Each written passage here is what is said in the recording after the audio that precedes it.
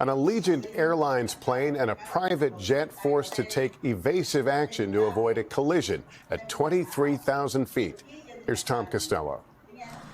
Allegiant Air 485 had just taken off from Fort Lauderdale, headed for Lexington, Kentucky when it happened.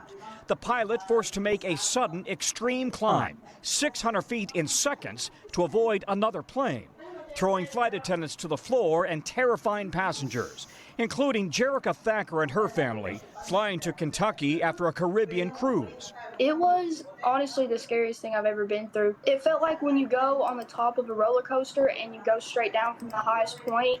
The FAA says it happened when controllers put the Allegiant flight and a Gulfstream business jet on intersecting routes both at 23,000 feet. Climb. That's when both planes' collision avoidance warnings, known as TCAS, activated, ordering the Allegiant pilot to immediately climb and the Gulfstream pilot to descend. If not for TCAS, these airplanes would have gotten very, very, very close or have potentially collided. The FAA says an air traffic controller had instructed Flight 485 to turn eastbound at an altitude of 23,000 feet when it crossed in front of a northbound Gulfstream business jet. One of our flight attendants got injured. While none of the 175 passengers was injured, one flight attendant was hurt. Allegiant 485, we're going to declare an emergency on your behalf.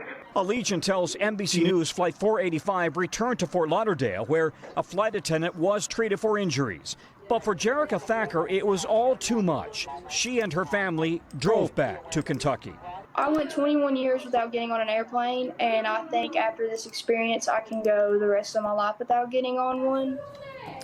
The FAA is looking into whether there was a breakdown in communication and coordination between controllers that led to this very close call.